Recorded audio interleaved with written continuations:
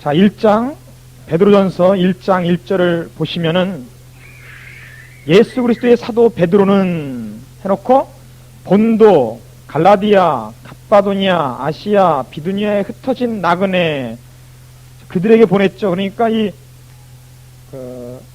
지방을 보면은 갑바도니아라든가 비두니아라든가 본도라든가 이런 걸 보면은 과거에 그 사도 바울이 전도 여행을 잘 안 다녔던 곳인 것을 우리가 좀 알 수 있죠. 그래서 아마 이쪽 지방에, 즉 아시아, 소아시아 이 북쪽 지방, 이쪽 지방이 아마 베드로가 거기 가서 전도하지 않았을까 이렇게 많이 보고 있습니다.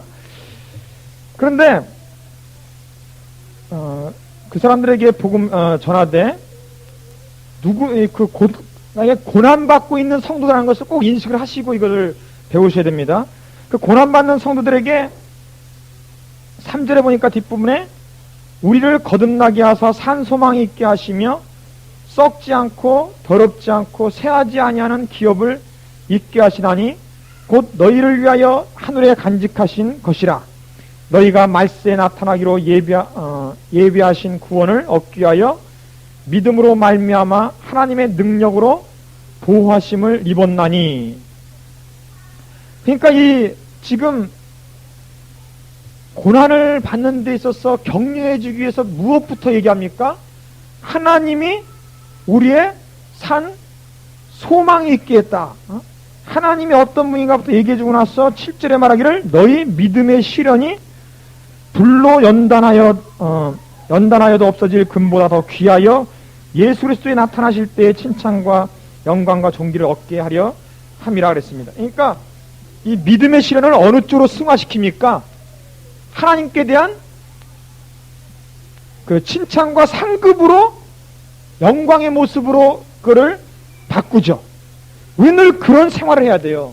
내가 받는 고난의 정도만큼 그 이상으로 하나님의 축복과 영광의 모습이 더 크게 다가온다는 사실을 우리는 알아야 됩니다. 자, 그 다음에 9절에 보니까 믿음의 결국 곧 영혼의 구원을 받은 것이라 그랬습니다. 그래서 인내로서 우리가 이런 시련을 이겨야 될 이유는 영혼의 구원, 즉 믿음의 결국을 받기 때문에 그렇습니다. 자, 그러면 그러기 위한 우리의 자세가 어떻게 되느냐? 13절로부터 보니까 그러므로 너희 마음에 뭘 동이라고요? 허리를 동이라. 허리를 동이고. 이 허리를 동인다는 것은, 마음의 허리를 동이는 것은 그냥 몸을 좀 이렇게 가뿐하게 하라는 얘기도 됩니다. 여러분 여자분들 그 치마들 이렇게 보면 좀 올려갖고 딱 이렇게 동이죠. 그러니까 이 신앙을 아주 그냥 단순하게 예수의 복음에 복잡하게 막 그냥 하지 말고 단순한 복음으로 살고, 또 보나 마음의 중심을 어떻게 해요? 아주 견고하게 그런 세우는 자세가 있어야 된다는 것이며, 또 근신하라 늘 조심해야 됩니다. 자기의 거룩성과 또 자기의 여러 가지 신앙생활에 미혹되지 않도록 늘 근신하여 예수 그리스도에 나타나실 때에 너희에게 가져올 은혜를 온전히 바랄지어다. 끝까지 이 소망에 서신, 격려에 서신의 모습을 볼 수 있습니다.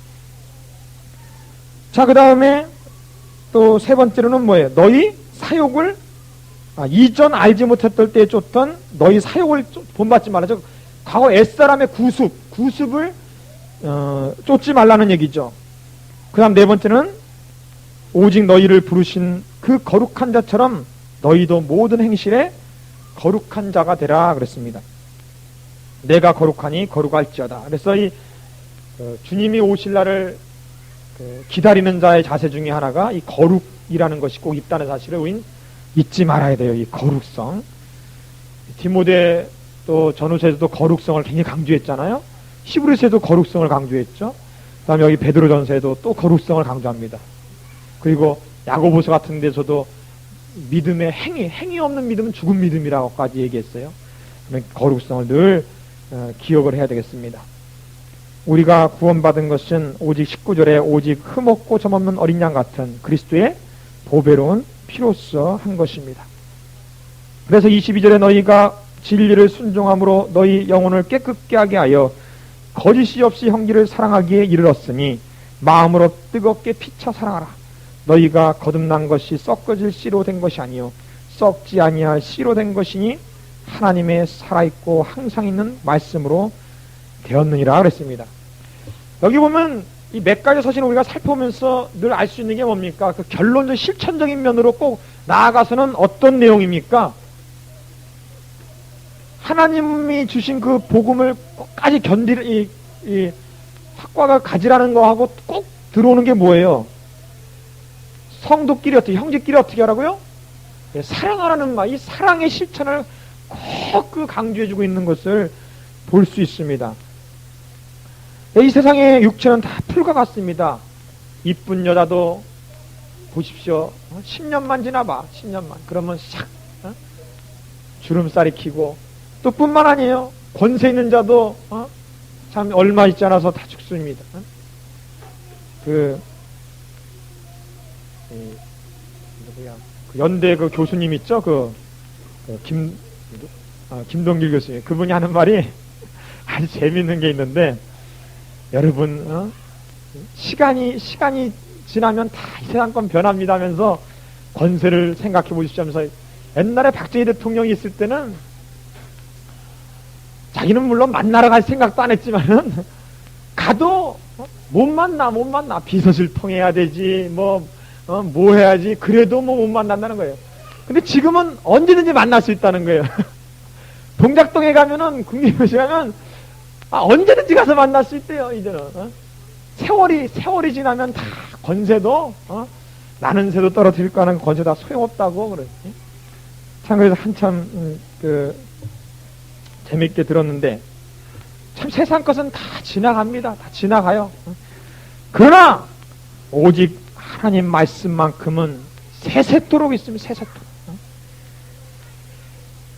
그 다음에 2절에 보니까, 그러므로 모든 악독과 모든 기울과 외식과 시기와 모든 비방하는 말을 버리고 갓난아이처럼 순전하고 신령한 젖을 사모하라.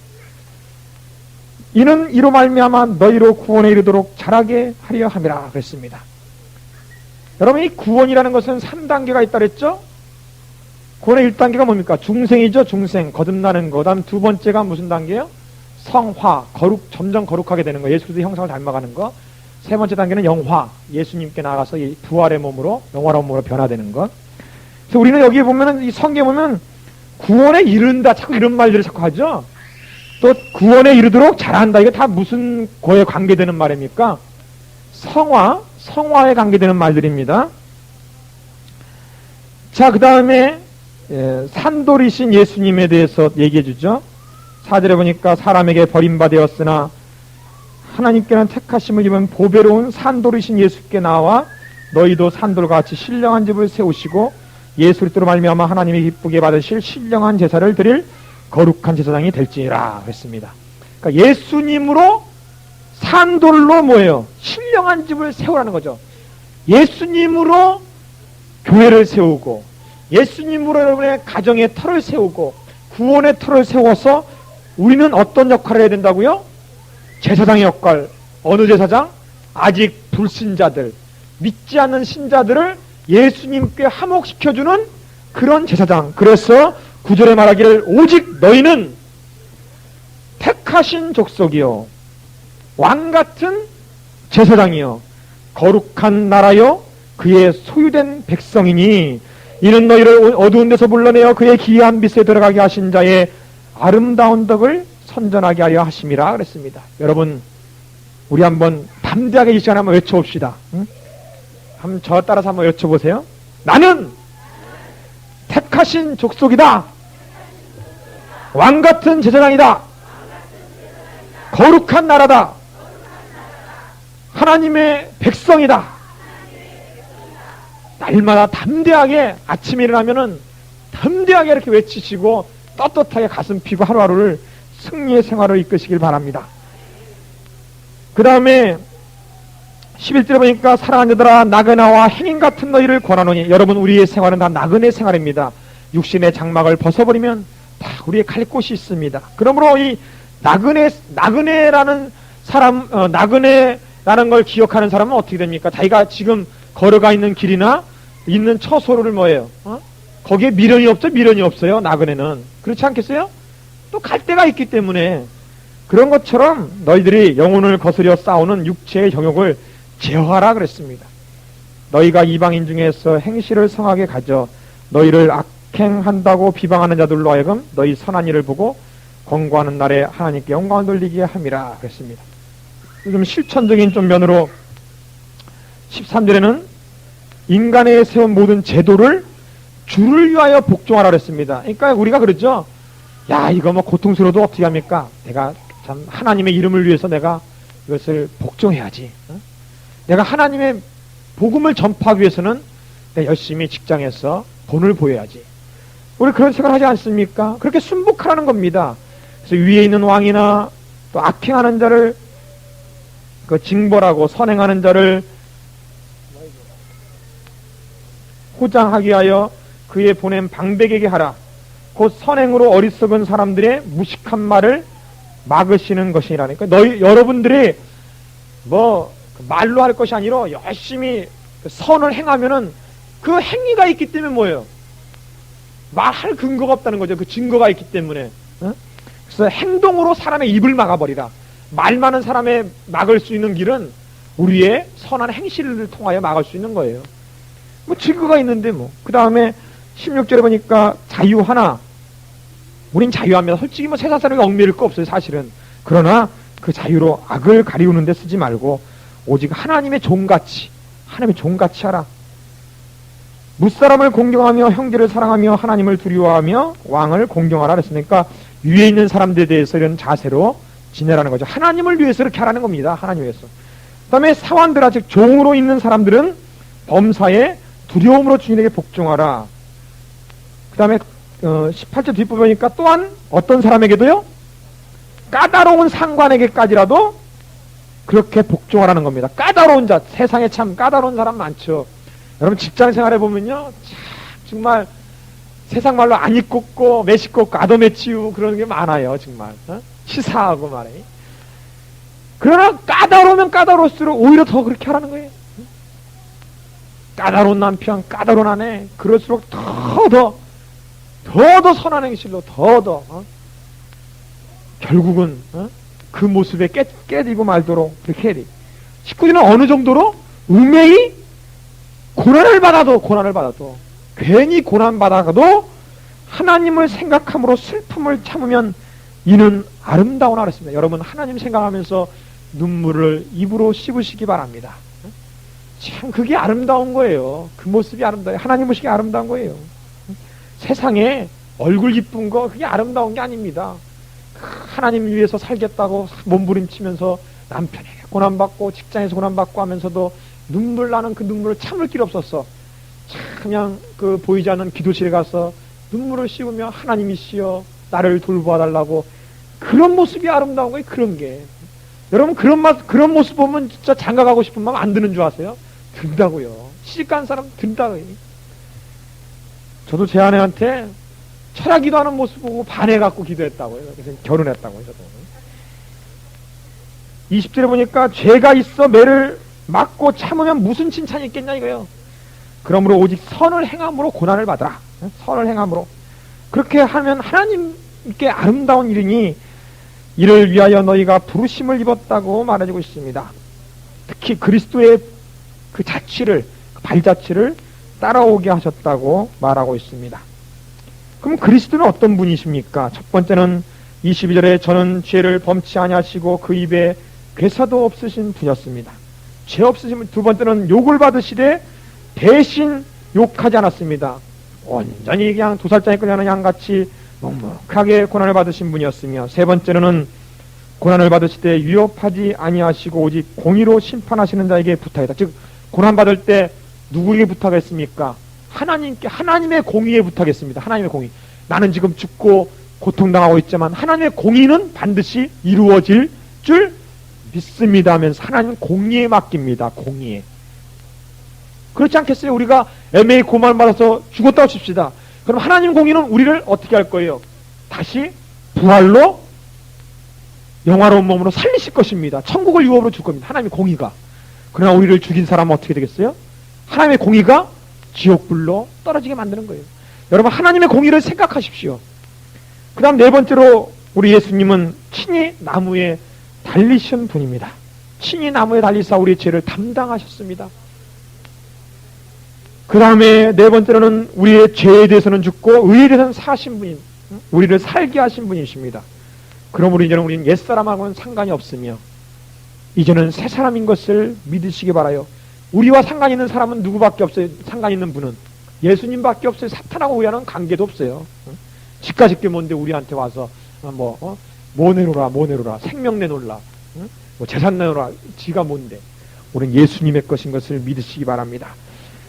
오직 했으면 예수님이 24절에 저가 채찍에 맞아보니까 나물 입었도다 그랬으니 그분이 우리 때문에 채찍 맞으신 거 아니겠어요? 가시면류관 쓰셨으며 찔리고 고통당한 거 아니겠습니까? 만약 하나님께서 우리를 책임져 주지 못하고 우리를 하나님의 것으로 만들지 못했다면 이러한 고난이 무슨 소용이 있겠습니까? 예수님의 고난은 바로 우리가 하나님의 것이 된 것을 확증해주고 있는 것을 믿으세요. 그래서 뒤에 보니까 이제는 너희 영혼의 뭐가 됐다고요? 목자가 되시며 감독자가 되셨다는 것을 우리는 알 수 있습니다. 다음에 3장에는 이 가정에 대해서 얘기를 해줍니다. 3장 1절부터 6절까지는 아내에 대해서 얘기하죠. 아내들아 이와 같이 자기 남편에게 순종하라. 자, 무조건 순종하는 것이 아니라 어떻게 순종하라는 것이냐? 순종의 모습을 바라는데 도를 순종치 않은 자라도, 즉 예수를 믿지 않는 사람이라도, 남편이 말해요. 남편이 예수 믿지 않더라도 말로 말미암아서 예수 믿어 막 이러고만 하지 말고 그 안에 행위로 말미암아 구원 얻게 하라는 거죠. 저는 정말 여인들을 존경해요. 자매님들 존경하는데 왜 존경하느냐? 그 행위가 정말 아름다워서 그래요. 남자로서는 도저히 감당할 수 없는 그런 고난도 눈물을 참으며 참 자식 하나 키우는 것만 봐도 알 수 있어요. 남편 하나 봉양하는 것만 봐도 알 수 있어요. 그러니 행위를 통하여 구원시키라는 겁니다. 구원. 그 다음에 너희의 더러워하며 정결한 행위를 두려워하며 정결한 행위를 봄이라. 늘 하나님을 경외하는 모습을 보고 대체 예수님이 누구길래 저렇게 예수님을 의지하고 저렇게 교회 열심히 나가며 저렇게 할까? 그것을 본다는 겁니다. 딸아이가 아버지를 구원시키기 위해서 새벽 기도하는데 또 오늘만 새벽 기도 갔다 오면 너 죽여. 그러면서 작두를 잘 준비해놨는데 시골이니까 작두를 준비해놨는데 오늘도 새벽 기도 갔다 왔더니 너 이 작두에다 머리 들어. 작두를 막 내리려다가 너 마지막 유언 있냐? 그랬더니 하는 말이 내 유언은 다른 것이 아니라 예수께서 나를 위하여 피 흘리심으로 내가 구원받았기 때문에 나의 이 지금 작두를 통하여 내 목이 잘리는 중간에 내 피를 통하여 아버지가 구원만 받는다면 나는 감사하며 이 시간에 찬송하며 죽겠습니다. 이 말하니까는 그냥 작두를 그냥 내동에 치면서 대체 그러면 예수가 누구길래 나도 한번 가서 좀 따져보자. 그래갖고는 교회를 7개나 개척하면서 우리나라에 큰 위대한 역사를 남겼던 그런 목사가 됐습니다. 여러분 진실로 이 여인들 자매들의 그 아름다운 순결적인 그런 믿음은 아무리 완악한 남편이라도 구원을 시킬 수가 있는 거예요. 어찌 그 밤낮으로 철야기도 하며 금식기도 하며 남편을 하여 부르짖기도 하는데 하나님이 돌아보지 않겠어요?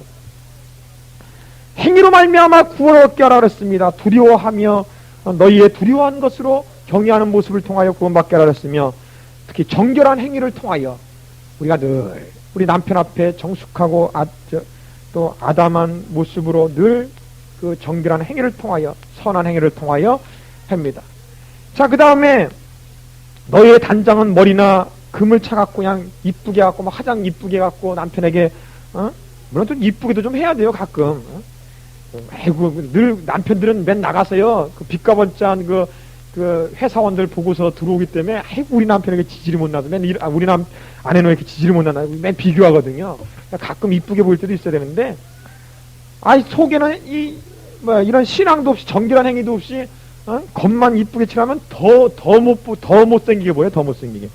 그러니까는 여기 보세요. 너희 잔장은 머리를 꾸미고 금을 차고 아름다운 옷을 입는 외모로 하지 말고 오직 마음에 숨은 사람, 우리의 속사람을 온유하고 안정한 심령의 썩지 아니할 것으로 하라고 했습니다. 이는 하나님 앞에 값진 것이라. 우리 속사람을 먼저 단장시키시기를 바랍니다. 전에 하나님께 소망 두었던 거룩한 부녀들도 이와 같이 자기 남편에게 복종함으로 자기를 단장한다. 이것은 이제 그 사라 같은 경우는 아브라함을 주라고 칭하면서 복종했고, 이러한 예들을 말해주고 있습니다. 자, 그 다음에 남편들은 이제 들으라 그죠? 남편들아 들으라. 이와 같이 지식을 따라 너희 아내와 동거라. 남편들은 이 지식이건 말씀을 따라서 아내와 동교하라는 겁니다. 말씀을 따라서. 저는 더 연약한 그릇이다 했습니다. 연약한 그릇. 여기 덧자가 없다면요, 어떤 일이 벌어지냐면, 자기는 강한 자요, 여자는 약한 자요, 그 이름은 여자라, 이렇게 돼버린다. 근데 여기 보니까 뭐라 써요? 더 연약한 그릇이다. 그러니까 자기도 뭐예요? 너도 연약하고, 그러나 여자는 더 연약하니까 네가 연약한 모습을 발견할 때 네 아내는 더 연약하니까 더 불쌍히 여기라. 불쌍히 여기는 마음으로 서로 사랑하라는 것입니다. 정말 불쌍하지 않아요? 아내들 보면 그냥 얼마나 고생하고 가냘프고 사랑스럽지 않겠습니까? 또 생명의 은혜를 유업으로 함께 받을 자다, 이게 자로 알아라겠죠. 그러므로 귀하게 여기라는 거죠. 이는 너의 기도가 막히지 않게 하기 위해 한 것이다. 남자가 가정생활 제대로 해놓지 않으면요, 기도생활 이거는 빵점이에요. 빵점. 기도가 안 돼요. 기도가. 여러분, 가정에서 불화가 있어갖고 밖에 나오죠? 아무리 훌륭한 신앙이 있는 사람이요, 하루가 늘 뒤숭숭하고 마음이, 첫째는 마음이 꽉 막혀 들어옵니다. 꽉 막혀. 남편의 기도생활은 가정이 평온할 때 아주 이 기도가 잘 일어나는 거예요. 그래서 참 원학기는 아침마다 가정예배, 어차피 가정예배 드리는 것 참 중요한 거예요. 가정예배. 비록 한 사람이 말씀드리면 한 사람이 찾아듣고 뭐예요? 두 사람이 많을 좋지 않겠습니까? 이왕이면 가정이 10분을 기도하고 30분을 1시간을 기도하더라도 합심해서 한번 기도해서 하나님께 애들이라도 불러놓고 기도하세요. 그럼 가정이 그만큼 화목해지게 돼 있어요. 남편의 기도가 안 막히니까 하루 일이 형통하죠. 능력이 있으니까. 여러분, 이 순복음이란 재단에서 무엇보다도 기도하는 것을 배웠어요. 조인규 목사님 끊임없이 아침에 늘 1시간 이상 2시간, 안 되면은 막 점심시간이라도 기도해갖고 그 시간을 채우고 이러면서 기도하시는 거 아시잖아요. 저랑 같이 있는 한 전도사님도 아침마다 기도를 합니다. 아침마다. 새벽 4시, 5시, 4시 반 정도 일어나서 2시간씩 하기 위해서 그냥 끊임없이 힘들죠. 그러니까 지금은 2년 동안 그렇게 그냥 훈련을 쌓았고 책이라도. 그래갖고 기도하면 벌써 가슴이 그냥 성령이 충만한 모습을 느낍니다. 그래서 어떤 문제 있는 사람이 딱 오면은 기도할 때 느낌이 틀려요. 벌써 기도할 때 그 사람 문제를 주의 말씀과 능력으로 해결해 주시기도 하고. 그런데 기도 안 하고 있는 날은 막 가슴이 막 벅차 올라가고 그냥 꽉 막혀 있는 거 못 견디겠다는 거예요. 그래서 그것을 기도를 통해 기도해야만 그 하루를 살 수 있는 그러한 생활이 됐다고 이렇게 간증한 모습을 들었는데, 여러분 누구나 주 안에서도 이 기도의 생활이 막히지 않도록 서로 가정이 화목하는 생활을 해야 되겠습니다. 자, 그 다음에 8절에 보니까는 마지막으로 말하니 너희가 다 마음을 같이하여 채우라고, 그러니까 서로 불쌍히 여기라는 얘기입니다. 동정하라는 얘기다. 불쌍히 여기라. 형제를 사랑하며 불쌍히 여기며 겸손하며 악을 악으로 또 욕을 욕으로 갚지 말고 도리어 복을 빌라. 우리가 이웃과의 관계에 있어서 어쩌니 사랑의 실천의 모습을 하라고 말해주고 있습니다. 그 다음에 13절에 보니까 또 너희가 열심으로 선을 행하면 누가 너희를 해하리요 그랬습니다. 사실 여러분들이 열심으로 선을 행하고 있다면은 누가 그 꼬투리를 잡아갈고 하겠느냐, 이게요. 꼬투리를. 그 다음에 16절에 보니까 선한 양심을 가지라. 이는 그리스도 안에 있는 너희의 선행을 욕하는 자들로 그 비방하는 일에 부끄러움을 당하게 하려 함이라. 선을 행함으로 고난받는 것이 하나님의 뜻일진데 악을 행함으로 고난받는 것보다 나으니라 했습니다. 여러분, 내 양심이 첫째 부끄럽지 않으면은 누가 뭐래도 당당해요. 당당합니다. 솔직히 당당합니다. 그래서 예수 믿고 직장생활하는 사람하고요, 예수 안 믿고 직장생활하는 사람하고 틀립니다. 예수 믿고 직장생활하는 사람들이 하나님 앞에 살기 때문에 사람 앞에 살지 않고 그러니까 당당해요. 그러나 잘못 신앙생활하는 사람들은 그저 그 상관한테 그 예수 믿는 거 속이면서 그냥 뭐 술 먹으면 술잔에 끌려갖고 술 한 잔 두 잔 변해갖고 곤두를 만들어갖고 끌려다니면서 야 나는 왜 이럴 수밖에 없느냐 자기를 자학하며 지내는 사람이 너무도 많은데 진실로 예수를 믿고 자기 양심에 부끄러지 않고 타면 오히려 더 당당합니다. 직장생활하면서 제가 그렇게 막 술을 먹이려고 아니 세상 사람이 이상해요. 그 성경에도 그랬거든요. 죄 짓는 사람은 자기만 짓는 것이 아니라 다른 사람과도 짓게 한다고 성경에도 돼 있어요. 왜냐? 똑같은 사람이 있기를 원하거든요. 그래야 자기 속이 편하잖아요. 그래서 그런지 자꾸 뭐 먹여요. 막 먹여. 술을 먹여. 처음에 안 먹겠다고 해서 버티랬더니 막 무시하고 뭐 어쩌고 그러다가 나중에는 이제 아예 그런 줄 알고 안 먹이고 나중에는 확신적인 생활을 하고 있는 모습을 바라보고 하나님이 무언가 축복을 해주거든요. 이 사람이 저 사람이 가서 일을 하면 뭔가 해결이 돼. 그런 걸 보고서는 이제는 종교의 논초리로 바라봅니다. 그리고 상관도 무시를 못해요. 왜냐? 그 배경이 있기 때문에. 우리의 배경이 누구예요? 하나님이 있기 때문에 무언가 무시를 못해요. 저는 그거를 분명히 체험했습니다. 회사생활에서. 우리가 이 무엇보다 양심에 부끄럽지 않는 그런 생활을 해야 되겠습니다. 자, 그 다음에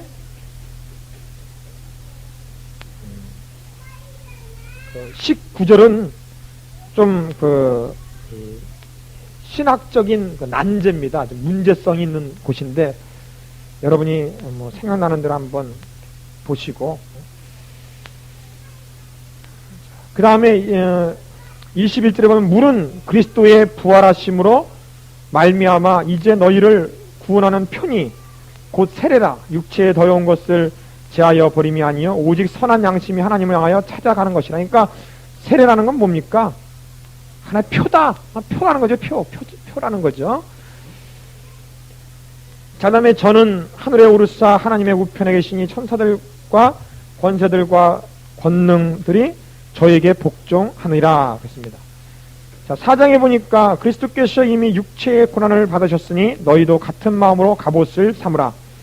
이는 육체의 고난을 받은 자가 죄를 끝쳤음이니 그 후로는 다시 사람의 정욕을 쫓지 않고 오직 하나님의 뜻을 쫓아 육체의 남은 때를 살게 하려 함이라 그랬습니다. 여러분이 육체의 남은 때를 살기 위한 자세를 가지세요.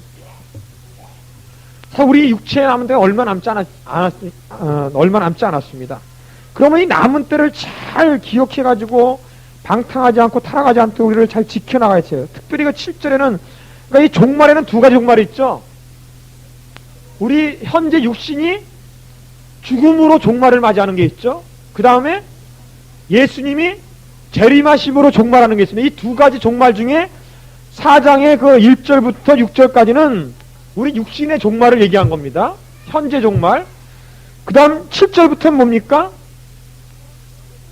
마지막 때의 종말, 예수님의 재림의 종말을 얘기해 준 거죠. 그래서 이러한 두 가지 종말을 인하여 너희의 신앙을 지키라는 거죠. 7절에는 만물의 마지막이 가까웠으니 그러므로 너희는 정신을 차리고 근심하여 기도하라. 무엇보다도 열심으로 서로 사랑할지니 사랑은 허다한 죄를 덮느니라 그랬습니다. 말씀에 어쩌는지 우리 사랑의 교제가 어찌 필요합니다. 세상이 악하면 악할수록 여러분들은 더욱더 사랑해야 돼요. 우리들은 사랑이 그 힘을 발휘해야 합니다. 근데 여기 10절부터 보시면 또 중요한 말이 또 나와요. 각각 은사를 받은 대로 하나님의 각양 은혜를 맡은 선한 청지같이 서로 봉사라. 여러분 우리들이 하나님께 은사 받은 대로 우리 일해야 됩니다. 여러분 우리에게 은사 주신다는 거 여러분 잊지 마세요. 직분자에게 은사를 주십니다. 또 일하고자 하는 자에게 은사를 주십니다. 그 은사가 우리에게 분명히 있습니다. 우리가 맡은 일을 충성스럽게 감당하시는 능력이 부어져 있어요. 그리고 11절에 보니까 만일 누가 말을 하려면 하나님의 말씀을 하는 것 같이, 즉 능력 있는 말씀을 하는 것 같이 하고, 누가 봉사하려면 하나님의 공급하시는 힘으로 하는 것 같이 하라는 겁니다. 이는 범사의 그리스도로 말미암아 하나님이 영광을 받게 하셔서. 여러분 우리들이 봉사할 때, 하나님 말씀을 증거할 때 성령 충만함 받아서 하듯이 하나님의 살았고 운동있는 말씀을 닿게 권세 있는 말씀으로 해나갈 때 하나님께 영광을 돌릴 수 있지. 아무 능력도 없는 말씀, 아무 하나님부터 공급받지 않는 힘을 가지고 하면은 인간의 열심이나 인간의 지혜와 인간의 경험만으로 한다면은 하나님께 영광이 돌아갈 수가 없습니다. 그러므로 여러분 성령 충만 받으세요. 성령 충만 가지고 성령이 가까이 은사와 열매를 가지고 오시고 마치 그 사람 일하는 모습을 이야 정말 저 사람은 성령의 역사를 했어. 성령의 역사가 일어났어요. 저 말씀이 살아 움직여. 저 사람의 입술에서 나가기만 하면 정말 그 날카로운 칼이요 마강한 살이야. 이렇게 나가야 돼. 이렇게. 그런 모습을 여러분의 모습에서 발견되시기를 바랍니다. 자, 그러면 12절에 보니까 사랑하는 자들아 너희를 시험하려고 실현하고 오는 불시험을 이상하게 여기지 말라. 지금 이 고난받는 핍박받는 성도들에게 이상하게 여기지 마라. 오히려 고난을 참여할 때 즐거워하라. 왜냐하면 이 고난은 오히려 우리 믿는 자들의 영광이 되며 특히 그리스도께서 고난을 받았으므로 너희도 부끄럽게 여기지 말고 그리스도의 이름으로 하나님께 오히려 영광을 돌리면서 고난을 받으라고 했습니다. 근데 이 17절에 보니까는 심판이 어디부터 오느냐, 하나님의 심판이 어디서부터 닥치냐면 하나님의 집, 즉 교회부터 심판이 시작됩니다. 그러므로 우리가 예수님이 공인재림하실 때 우리가 휴거하죠. 휴거하고 나서 제일 먼저 실현받는 것이 어딘 줄 아세요? 바로 교회입니다. 바로 쭉둥이 같은 신자들. 그런 신자들이 바로 양이 아니라 염소 같은 신자들이 그러한 교인들이 시험 받습니다. 제일 먼저 고통당하는 제일 먼저. 그러므로 우리는 예수 믿는 자로서 이 시험으로부터 벗어난 자로서 온전한 그 중생의 모습을 갖춰 나가고 있어야 돼요. 자, 그 다음에 5장에 보니까 너희 장로들에게, 그러니까 이제 나이 많으신 분들에게 권고하는데, 나도 함께 장로된 자요 그리스도의 고난의 증인이요 나타날 영광에 참여할 자로다. 너희 중에 있는 하나님의 양무리를 치되. 그러니까 장로들은 그 양무리를 치되 어떻게 하라고 그랬습니까? 부득불하지 않고 오직 하나님의 뜻 자원하는 심령을 하라. 자원하는 심령이 있어야 되며, 그럼 두 번째는 절대로 탐욕을 가지고 하지 말라는 거죠. 더러운 일을 위하여 하지 말라는 거이고, 그 다음 세 번째로는 그 주장하는 권세가 아닌 본을 보이면서 이 양무리를 치라는 겁니다. 그러니까 이 세 가지가 결단코 있어야 되겠어요. 자원하는 심령, 그 다음에 탐욕이 없이, 세 번째는 본을 보이는 그러한 지도자가 되어야 된다는 것입니다. 그럴 때 목자장 되신 예수님이 오실 때 영광의 면류관을 얻을 수가 있습니다. 그러므로 이렇게 직분자들에게 주시는 면류관은 뭐예요? 직분자들에게 주시는 면류관은 바로 이런 영광의 면류관, 영광의 면류관. 그 다음에 충성한 자들에게 뭐예요? 생명의 면류관을 주시고, 그 다음 믿음을 지킨 자에게 의의 면류관을 주십니다. 그 다음에 5절에 보니까 젊은 자들아 이와 같이 장로들에게 순복하고 다 서로 겸손으로 서로 허리를 동이라. 하나님이 고난하는 자를 대적하시되 겸손한 자들에게 은혜를 주시느니라. 이러므로 하나님의 능하신 손 아래서 겸손하라 그랬습니다. 우리가 그저 겸손하지 말고 하나님의 그 능하신 손 아래 겸손하라고 그랬습니다. 때가 되면 너희를 높이시라 그랬습니다. 또한 너희 염려를 맡기라고 했으며 근신하라 깨어라. 너희 대적 마귀가 오는 사자 지도로 다니며 삼킬 만한 자를 삼키니 믿음의 굳건히 서라고 말하고 있습니다. 그러므로 이 고난을 잠깐으로 여기라고 계속하여 강조하고 있습니다. 자, 다음에 13절에 보면은 편지를 쓴 장소가 나오는데, 함께 택하심을 받은 바벨론에 있는 교회가 너희에게 문안하고 내 아들 마가도 그러냐라. 이 바벨론에 있는 교회 그랬죠? 이거는 저 유브라데에 있고 뭐 저쪽 바벨론이 아니라 로마를 상징하는 단어로 바벨론어를 쓰는 겁니다. 로마에서 쓴 것을 볼 수 있습니다. 그 다음 베드로 후서를 보겠습니다. 자, 베드로 후서 1장에 보면은 이 거짓 교사들이 하도 거짓 지식을 전파니까는 하나님의 지식, 신령한 지식에 대해서 계속 강조해 주는 것을 볼 수 있어요. 그래서 2절에도 뭐라고 그랬어요? 하나님과 우리 주 예수를 알므로 은혜와 평강이 너에게 더욱 많을지어다라고 말했습니다. 이 알므로 하나님의 지식에 대해서 얘기해 주고 있어요. 그 다음에 3절 뒷부분에도 뭐라고 됐어요? 우리를 부르신 자를 알므로 말미암이라. 알므로 말미암. 이렇게 해서 이 신령한 지식에 대해서 강조해 주고 있습니다. 자, 그 다음에 4절 뒷부분에 이 모든 것들은 신의 성품에 참여하는 자가 되게 하려 하셨으니 이러므로 너희가 더욱 힘써 너희 믿음의 덕의 지식의 절제를 절제의 인내를 인내의 경건의 형제의 우애를 사랑을 공급하라. 자, 이게 참 우리의 그 믿음의 성장의 단계를 볼 수 있는데, 자, 너희 믿음의 이 믿음이란 무슨 믿음입니까? 예수를 쓰는 믿음으로 우리 중생을 얻죠. 그러니까 믿음 없이는 절대로 거듭나질 못해요. 그러므로 믿음이 제일 기초죠. 믿음의 덕을 올리라 해, 덕을. 바로 하나님의 자녀답게, 하나님의 자녀들의 모습을 세워야 됩니다. 의인의 모습을 세워야 돼요.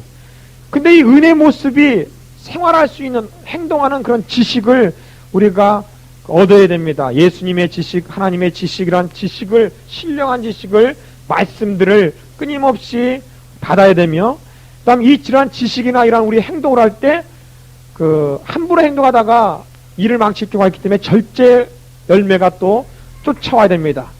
그 다음에 절제를 하고, 그 다음에 마지막 날까지 우리는 가기 위해서는 인내가 뒤쫓아와야 되겠습니다. 순간순간은 승리하기 쉽지만은 아주 오랫동안에 인내하며 승리하기 어렵기 때문에 인내 은사가 필요하고, 인내 열매 필요하고, 그 다음 인내에 좀 더 거룩한 성화로운 생활하기 위해서 경건에 이제는 서로 자기만을 위한 생활이 아니요, 형제를 위한 생활, 즉 형제 우애가 있어야 되며, 이제는 아가페적인 자기 목숨에도 대속해 줄 수 있는 그러한 사랑이, 예수 그리스도의 아가페의 사랑이 공급돼 올 때 우리는 온전한 신앙이 된다는 것입니다. 그 다음에 8절에도 또 예수 그리스도를 알기에 게으르지 말라. 이 계속 지식에 대해서 말해주고 있으며, 열매 없는 자가 되지 않게 하라. 열매 없는 자가 되지 않게 하라고 말해주고 있습니다. 다음 10절에 말하기를 그러므로 형제들아 더욱 힘써 너희의 부르심과 택하심을 굳게 하라. 이 부르심과 택하심을 굳게 하라고 권면하고 있으며, 너희가 이것을 행한즉 언제든지 실족치 아니하리라 했습니다. 여러분, 하나님이 어떻게 여러분을 부르셨으며 어떠한 가운데서도 부르셨고, 여러분이 죄인 되었고 원수 되었을 때 택하셨던 것을 여러분 기억하십시오. 그 부르심과 택하심을 늘 기억하셔서 첫사랑과 첫 은혜를 늘 기억하셔서 절대로 여러분의 믿음이 떨어지지 않도록 해야 되겠습니다. 그래서 이러한 것을 위하여 16절에 보니까 이 베드로는 변화산상에서 예수님을 체험한 모습을 이렇게 간증해주고 있어요. 16절에 보니까 우리 주 예수 그리스도의 능력과 강림하심을 너희가 알게 한 것은 곤고히 만든 이야기가 아니다. 우리가 그의 크신 위엄을 친히 본 자라. 이건 언제 봤어요? 변화산상에서 예수님이 영체로서 부활됐죠? 쫙 그냥 변화됐죠. 친히 본 그 증거에 의해서 우리는 예수님의 능력과 강림하심을 너희에게 말할 수 있는 것이라고 얘기하고 있는 것입니다. 자, 그러면서 19절에 보니까 또 우리에게 더 확실한 예언이 있어 어두운데 비추는 등불과 같다. 이것은 뭘 말하냐? 바로 말씀이 성경 66권을 말하고 있는데, 확실한 것에 거하라고 그랬죠. 디모데에게도.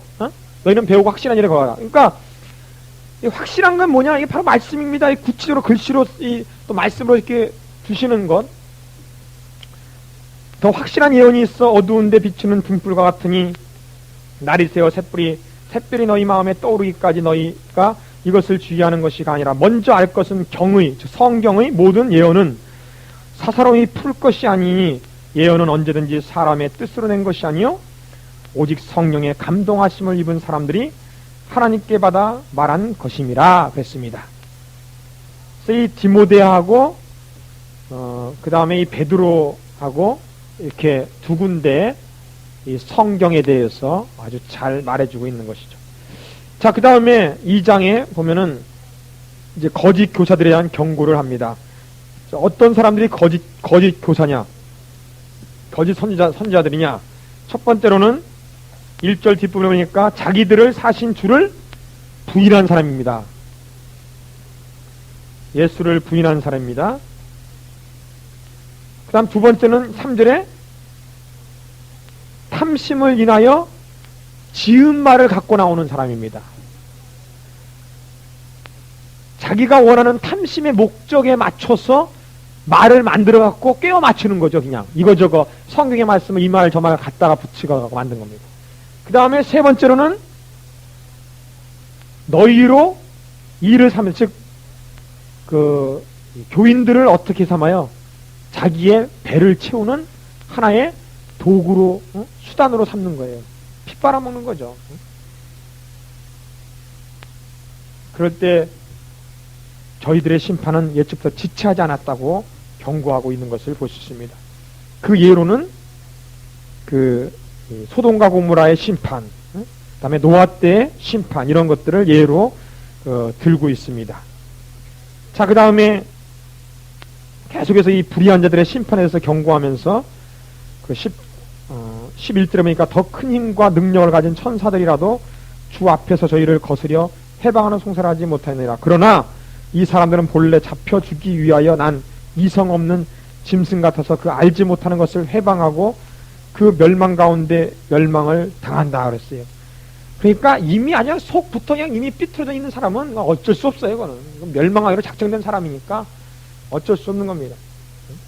불쌍히 여길 대상이 아니라 철저히 경계할 대상입니다. 그거는. 자, 그 다음에 넘겨보시면은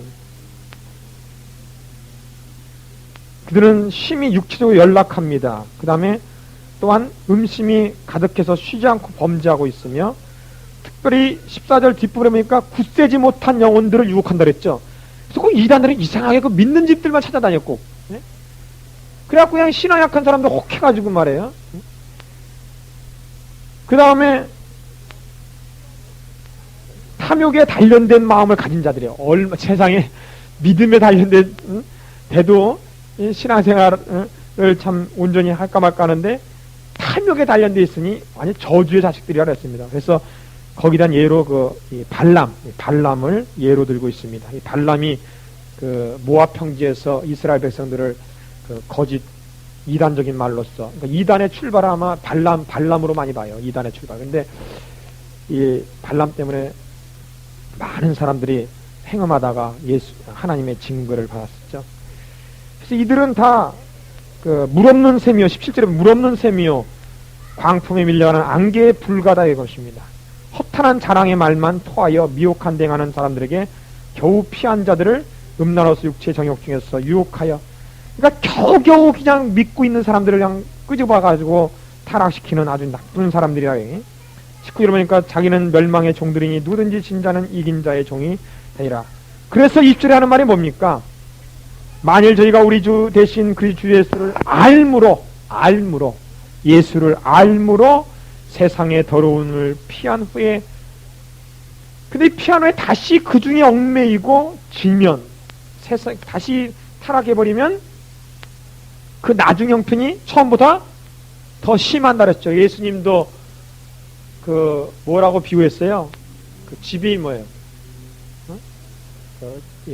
사탄이, 그러니까 귀신이 나가서 깨끗하게 청소됐는데 와서 보니까 주인이 없으니까 7 귀신을 데려다가 더 나중 형편이 더 나빴죠. 진실로 우리는 늘 사탄을 쫓은 다음에, 꼭 여러분 사탄 쫓고 나서 자꾸 귀신들이 다 역사하는 이유는 성령을 다시 모셔드리지 않았기 때문에요. 사탄을 쫓았으면은 그 자리에 바로 성령을 모셔드리고 인정하세요. 들고 여러분 회개하고 나서는 회개하고 끝나지 마세요. 눈물 콧물 흘리고 그냥 끝나지 마시고 이건 아직 회개했다고 하지 마시고, 회개한 다음에는 반드시 성령의 그 불같이 바람같이 성령 역사하시는 그 성령 충만의 역사를 거듭 연이어서 기도를 하세요. 연이어서. 그래서 늘 내 마음 가운데 예수님을, 성령님을, 하나님을 늘 모셔드리는 생활이 돼 있어야 되겠습니다.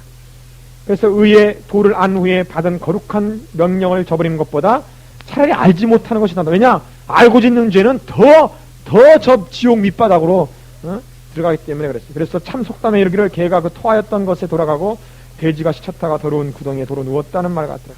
그래서 이단 들이댄 사람들은 아무리 뭐 어떻게 해도 이게 되질 않아요. 물론 하나님께서 말씀해 될 때 그 증거로서 그 이단에 빠졌던 자들을 몇 사람들을 구원시켜서 그 하나님의 성령의 역사가 일어남을 증거로 보여주기 위해서 그들 중에 많은 사람을 돌이키는 역사가 물론 일어나긴 일어나요. 이단에 갔다가 돌아온 사람도 많이 있죠. 통일교에 갔다가 빠져나온 사람도 있어가지고 통일교 막 대적하고 이제 그런 데 많이. 자, 3장에 보면은 이 둘로 이제 이 둘째 편지를 써니까 둘째 편지라 써 있죠. 후서니까 이둘로 너희 진실한 마음을 일깨워 생각하게 하여 곧 거룩한 선지자의 예언한 말씀과 주 대신 구주께서 너희 사도들로 말미암아 명하신 것을 기억하게 하려 함이라. 그러니까 거짓 선지자, 거짓 선생들의 말을 듣지 말고 참 선지자들의 말을 들으라. 자, 그 다음에 8절에 보세요. 사랑하는 자들아, 주께서 하루가 천년 같고 천년이 하루 같은 이 한 가지를 잊지 마라. 여러분, 예수의 기다림은 이러한 기다림입니다. 지금도 두 팔을 벌리시고 끊임없이 돌아오기를 원하는 그 모습을 볼 수 있으며, 주의 약속은 어떤 이가 더디다고 생각하는 것 같이 더딘 것이 아니다. 오직 너희를 대하여 오래 참으신 것 뿐이다 이거예요. 왜냐면 한 사람이라도 더 구원시키려고. 지금 당장 예수님이 재림해버리면 어떻게 되겠어요? 내 남편, 내 자녀 어떻게 할 겁니까? 그러니까는 하나님이 그걸 생각해서 더디오는 것 뿐이에요. 아무도 멸망치 않고 다 회개하기에 이르기를 원하시느니라 그랬습니다. 여러분, 하나님이 또 참고 또 참고 그 참으심을 생각하세요. 내가 죄졌는데 별로 나에게 죄를 졌는데 별로 형벌이 없어, 별로 생활에 가시와 엉겅퀴가 없어, 이렇게 생각하고 사는입니다. 하나님 참으시는 것뿐이에요. 참으시는 것. 자, 그 다음에 11절 후반으로 보니까 너희가 어떠한 사람이 되어야 마땅하냐. 바로 이게 질문입니다. 이 베드로의 질문이 그거예요. 이러니 너희는 어떠한 사람이 되어야 마땅하냐. 바로 이 질문이 있어야 됩니다. 질문이. 내가 예수라면 어떻게 할까요? 여러분, 이런 질문이 있어야 돼요. 질문. 성경에 심각한 질문이 많습니다. 아담아, 내가 어디 있느냐? 네가 있을 장소가 어디 있느냐? 이런 질문. 거룩한 행실과 건건함으로 하나님의 날이 임하기를 바라보고 간절히 사모하라. 그날에 하늘이 불이 타고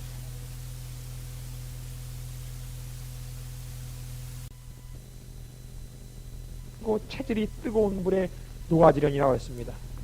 여러분, 한번 이 3차 대전이 일어나면은 이 지구는 사라집니다. 사라집니다.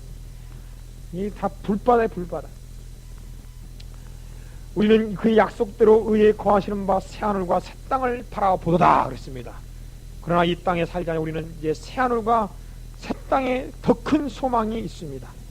그러므로 사랑하는 자들아, 너희가 이것을 바라보나니 주 앞에서 흠도 없고 점도 없고 흠도 없이 평강 가운데서 나타나기를 힘쓰라. 그러니까 우리는 어쩌든지 그리스도의 형상을 본받기 위해서 끊임없이 우리를 성화시켜야 됩니다. 말씀으로 깨끗게 하며 성령으로 늘 이 죄 가운데 이르지 않냐고 거룩함을 쫓아 나가야 되겠습니다. 다음에 베드로가 이 바울하고도 상당히 친했다는 것을 볼 수 있죠. 여기 뭐라 그랬어요? 사랑하는 형제 바울도 그 받은 지혜대로 너희에게 이같이 썼고 그 모든 편지에도 이런 일을 관하여 말하였을 때, 그 바울이 많이 편지 썼잖아요. 그러니까 이 바울이 한 그런 복음들, 이러한 것들, 물론 그 중에 알기 어려운 것이 덜어 있으니 무식한 자들과 굳세게 한목한 자들의 다른 성경화식 것을 억지로 풀다가 스스로 멸망이니까 억지로 풀지 말라 이거예요. 억지로 풀지 말라. 그 마시온 같은 사람은 이 바울 서신을 억지로 자기 나름대로 풀다가 이단으로 빠져버렸어요. 그런 사람도 있기 때문에 이해하지 못하는 것들은 억지로 풀지 말고 성경의 앞뒤 구절을 잘 문맥을 바라보고 이 주님 하나님이 하고자 하는 말씀이 뭔가 근본적인 그 뜻을 생각하면서 우리가 생각해야 되고, 또 많은 신앙의 선배들이나 또 주석책들이나 이런 여러 가지를 종합해서 분별해내야 됩니다. 특별히 성령의 그 이게 바로 이런 해석이라는 이런 성령의 증거를 내 양심 속에서 받아내야 됩니다. 자, 그 다음에 그러므로 사랑하는 자들아, 너희가 이것을 미리 알았은즉 무고한 자들의 미혹에 이끌려 너희의 굳센 데서 떨어질까 삼가라.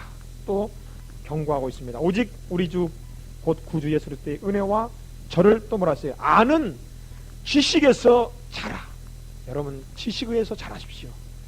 진리라 진이 진리라 너를 자유케 하리라 했습니다. 여러분 그리스도의 말씀이 여러분을 거룩하게 하십니다. 자라 가라. 영광이 이제와 영원한 날까지 저에게 있을지. 여러분 성경학교 그 강의 동안에 66권을 할 동안 여러분도 모르게 여러분 심령속에 이미 자라고 있는 것을 여러분 느끼실 줄 믿어요. 이 말씀이 이건 말씀 씨앗입니다. 씨앗. 영원한 씨앗입니다. 한 번 떨어지면 내 심령이 심기기만 믿음으로 심겨지기만 하면 그거는 자라게 돼 있어요. 자라서 스스로 자라고 하나님 물 주시고 열매를 맺게 돼 있어요. 자, 그 다음에 오늘은 여기까지 하고 우리 마치기로 하십니다. 합심해서 기도하고 그럼 제가 기도하고 마칩니다. 감사하신 하나님, 오늘도 주의 사랑과 은총으로 이렇게 귀한 말씀을 허락하심을 감사합니다. 히브리서의 말씀과 베드로 전후서의 말씀으로 우리에게 은혜를 가리워 주옵시고 성령의 충만한 능력을 보여주셔서 오직 주님이시여 우리 예수께서 대지상이 되셨어 우리의 모든 죄를 다 단번에 이루어 주시고 다 제사하여 주신 것을 감사합나이다. 아버지 하나님이시여 우리가 결단코 믿음으로 말미암아 살게 도와주옵시고 믿음의 주여 온전케 하시는 예수님만 바라보고 끝까지 살게 도와주옵소서. 하나님 우리 가정이나 우리 생활이나 직장에서나 또한 사회생활 가운데 늘 그리스도 안에서 서로를 사랑하는 그러한 실천적인 생활을 감당하게 도와주옵시고 우리 인생의 종말 또 주님 오시는 그 종말을 기억하고 늘 깨어 근신하며 하나님께서 주신 그 첫사랑과 첫은혜를 기억하며 살 수 있도록 도와주옵소서. 적그리스도가 많은 이때에 우리가 무엇보다도 그를 잘 분별하여 이단에 유혹되지 않냐고 오히려 이단에 유혹되지 않도록 양떼를 지킬 수 있는 하나님의 파수꾼의 역할을 감당하게 도와 주시옵소서. 오늘 귀한 말씀을 주심을 진심으로 감사합나이다. 감사하신 주님, 오늘도 주의 사랑으로 히브리서의 말씀과 베드로의 전후서 말씀으로 충만하게 축복 주심을 감사합니다. 하나님 말씀 우리 심령에 살았고 운동력이 있어 우리의 혼과 영화를 쪼개임을 감사합나이다. 아버지 이 말씀이 우리 가정을 쪼개며 우리 직장을 쪼개는 역사를 할 줄 믿습니다. 우리 예수님이 대지상 되셨으며 예수님은 어제나 오래나 영원토록 동일하시며 예수님께서 단번에 이루신 그 역사가 우리를 살리셨고 다시는 사탄에게 내어준 바 되지 아니하고 너는 내 것이라 지명하여 불린 것을 감사합나이다. 오직 의인은 믿음으로 말미암아 산수입니다. 사자고를 통과할지라도 사자 입을 막을 줄 믿습니다. 불을 통과해도 물을 통과해도 그 물과 불이 우리를 침범치 못함을 믿습니다. 아버지 하나님이시여 결단코 우리가 믿음의 주여 온전케 하시는 예수만을 바라보고 살게 도와주옵소서. 우리의 보다 앞서가신 믿음의 선비들을 바라보게 도와주옵시고 우리가 새로운 피조물이 된 모습을 바라보게 도와주옵소서. 하나님 아버지시여 진실로 이 베드로의 이 견면과 같이 비록 어떠한 고난과 여러가지 환난이 있을지라도 소망이 되신 하나님만을 바라보고 그 영광스러운 그 모습을 바라보며 나아가게 도와주옵소서. 늘 하나님을 확신하게 도와주옵시고 우리의 부활을 확신하게 도와주옵시고 우리의 인생의 종말과 하나님의 이 예수님의 재림에 대할 재림 때의 종말을 기억하면서 늘 근신하여 깨어 기도할 수 있는 하나님의 성도 되게 하여 주옵소서. 가정의 생활에 서로를 불쌍히 여기며 서로를 위하여 기도해주는 귀한 가정 되게 하여 주옵소서. 서로 선한 행실로 말미암아 믿지 않은 남편, 믿지 않은 아내 구원시키는 역사가 일어나게 도와주실 줄 믿습니다. 직장생활, 사회생활에서도 상관이나 또 부하 직원과의 관계에 있어서 그리스도의 덕행으로 말미암아 하나님의 증거가 나타나게 도와주옵소서. 우리의 범사에 주님을 기억하게 하여 주옵시고 하나님을 뜨겁게 사랑하고 피차 사랑으로 말미암아 우리 주님께 영광 돌리는 하나님의 아름다운 일꾼 되게 하시되 특별히 하나님께서 공급해 주시는 힘으로 하듯이 우리가 모든 생활에 성령 충만, 말씀 충만, 능력 충만한 생활 되게 하여 주시옵소서. 주님께 감사하고 예수 그리스도의 이름으로 드렸사옵나이다. 아멘. 할렐루야. 하나님입니다. 오늘도 두세 분 이상에게 주의 이름으로 사랑합니다. 우리 인사하고 공부하겠습니다. 주의 이름으로 사랑합니다. 우리 요한일서를 보겠습니다.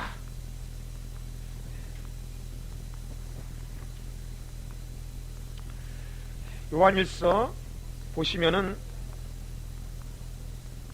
이 요한 1서, 2서, 3서는 누가 썼어요? 그 앞에 사람 이름이 붙어 있듯이 사도 요한이 썼습니다. 약 AD 90년이나 95년경에 장선한 에베소 감옥소에서 쓴 것을 우리가 알 수 있습니다. 그런데 이 전체 요한 1서의 구성을 보면은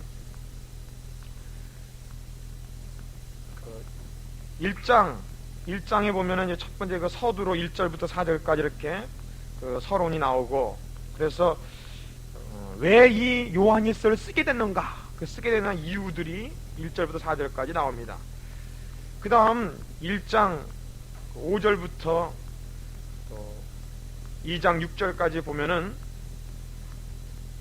세 가지 주제가 나와요. 뭐냐면 하나님과의 사귐에 대한 내용들인데, 의와 그 다음 두 번째는 사랑이라는 것과 세 번째는 신앙이라는 이 세 가지 타이틀이 거기서 나오게 됩니다. 하나님과의 사귐 속에서는 의와 그 다음 사랑과 그 다음 신앙, 이 세 가지 것이 나옵니다. 의에 대해서는 1장 5절부터 2장 6절까지 나오고, 그 다음 2장 7절부터 17절까지 나오고, 신앙은 2장 18절부터 29절까지 나옵니다.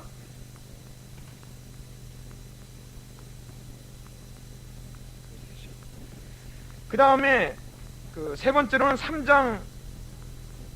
3장에 보면은 하나님 자녀의 생활에 대해서 나옵니다. 거기도 하나님 자녀의 생활 가운데서도 의와 사랑과 신앙에 대해서 나오는데, 3장 1절부터 10절까지는 의로움, 다음 3장 11절부터 24절까지는 사랑, 다음 4장 1절부터 6절까지는 신앙에 대해서 나옵니다. 그러니까 아까 말해서 1장과 2장에는 하나님과의 사귐에 있어서의 의와 사랑과 신앙에 대한 이야기가 나오고, 그 다음 이 3장과 4장 앞부분까지는 하나님 자녀로서 하나님 자녀로서의 생활 속에서의 의와 사랑과 신앙에 대해서 얘기를 해주고 있습니다. 그리고는 4장 7절부터 4장 마지막까지는 우리가 사랑의 의무, 어떻게 우리는 사랑의 실천을 해나갈 수 있는가 하는 그 사랑의 의무에 대해서, 또한 5장 1절부터 5절까지는 의로움의 승리에 대해서도 얘기해주고 있고, 또 5장 6절부터 12절까지는 이 신앙의 기초에 대해서, 그래서 5장 13절부터는 맺는 말에 됐습니다. 그래서 이 전체적으로 보면은 그 전체 내용이 어떻게 되어 있냐면은 하나님의 의와 그 다음 뭐예요? 사랑이란 것과 또 신앙이 세 가지 면이 아주 강하게 잘 부합되어 있는 것을 우리가 볼 수 있는 것입니다. 그래서 오늘 이 요한 1세에서 특별히 요한복음에 나타나는 그 단어들과 반복되는 단어들이 많은데, 영생이라는 단어, 믿음이라는 단어, 사랑이라는 단어, 또는 안다, 그런 지식, 영적인 지식에 대한 안다는 단어, 이런 단어들이 많이 나타나는 것을 우리가 볼 수 있습니다.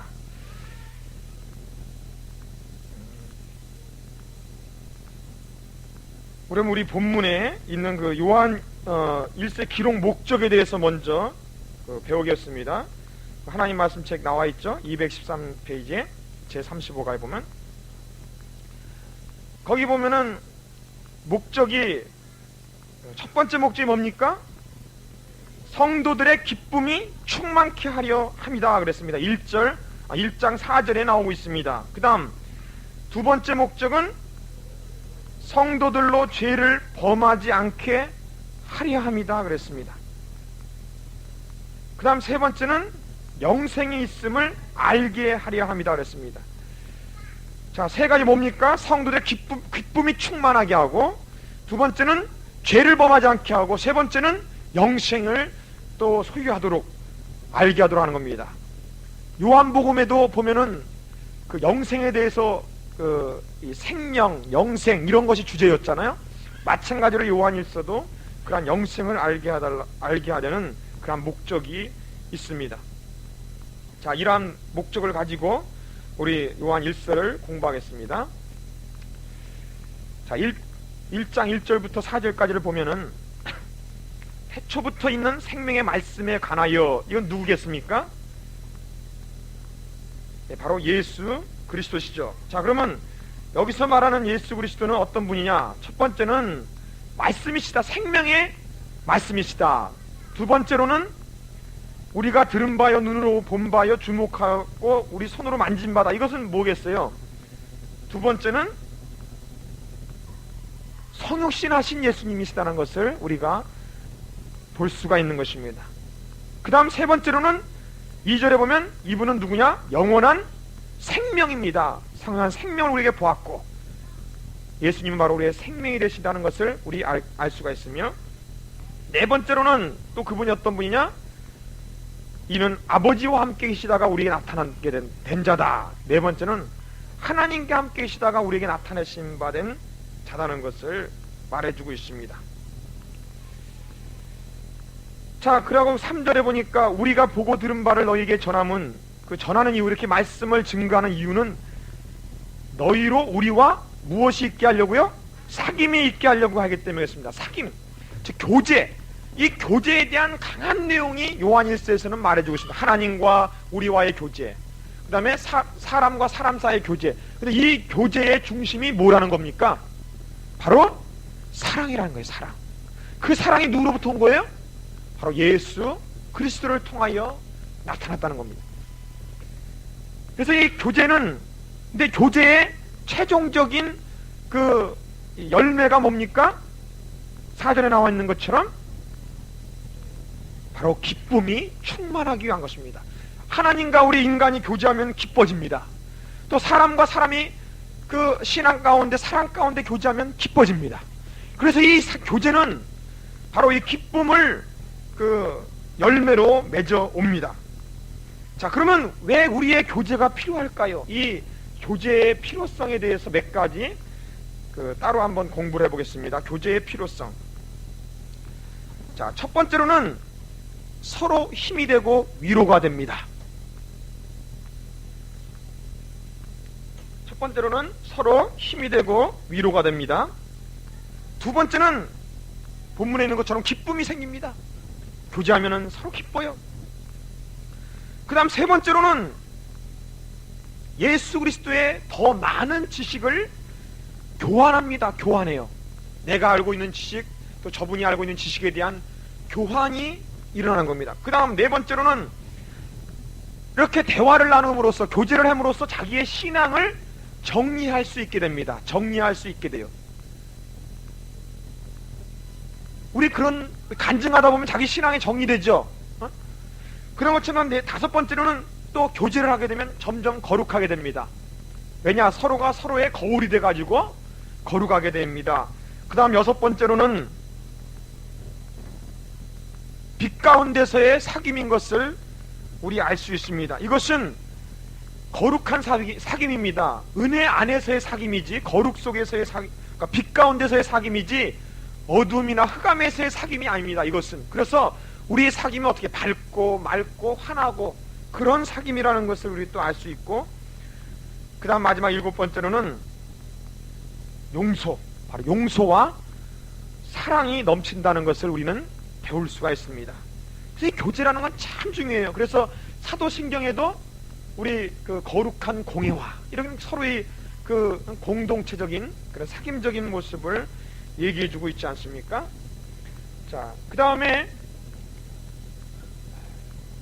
요한 1서에 그 기록한 목적이 아까 그 세 가지, 1장 4절, 2장 1절, 그 다음에 5장 13절에 그 말해주고 있는 것을 우리가 다시 한번 알 수 있고, 자, 그 다음에 1장 그 5절부터 보시면은 우리가 저에게 듣고 너에게 전하는 소식이 이것이니 곧 하나님은 빛이시라 어둠이 조금도 없느니라. 만일 우리가 하나님과 사귐이 있다 하고 어두운 가운데 행하면 거짓말을 하고 진리를 순종치 아니하는 것이다 그랬습니다. 그러므로 아까도 말했듯이 우리의 사귐은 어디 가운데 사귐이라고요? 빛 가운데서의 사귐이라는 것을 우리는 알 수가 있습니다.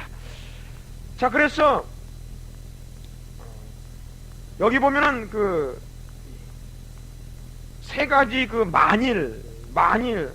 만일이라는 단어가 나오는데, 네 가지의 그 만일이라는 단어가 나오는데, 여기서 첫 번째 만일, 영어로는 if라고 그러죠. if에서 if, 만일 뭐뭐 하면, 이런 네 가지 조건적인 내용이 나옵니다. 첫 번째 만일이라는 걸 보면, 거기 보니까 6절에 나오죠. 6절에 만일 우리가 하나님과의 사귐이 있다 하고 해놓고 나서 어떻게 합니까? 어두운 가운데 행하면 이건 아직 거짓말하는 것이다. 그러나 그 다음 말에 뭐예요? 빛 가운데 행하면 서로의 사귐이 있고 예수의 피가 서로를 모두를 깨끗하게 해준다는 사실을 우리는 밝히 말해주고 있습니다. 이 조건적입니다. 그러므로 우리는 성도의 생활 가운데 있어서 이 주 안에서의 사귐을 빛 가운데 해야 된다는 것을 말해주고 있고, 두 번째 만일이 있는데 8절에 보니까 만일 우리가 죄가 없다 하면, 죄 없다 하면 스스로 속이고 진리가 우리 속에 있지 아니할 것이라고 말해주고 있습니다. 그럼 우리는 거룩하신 하나님 앞에 다 죄인이라는 고백을 하지 않을 수 없는 것입니다. 그 다음에 세 번째 만일은 9절에 보니까 만일 우리가 우리 죄를 자백하면 저는 미쁘시고 오로사 우리 죄를 사하시고 모든 늑부에서 우리를 깨끗하게 하실 것이요 그랬습니다.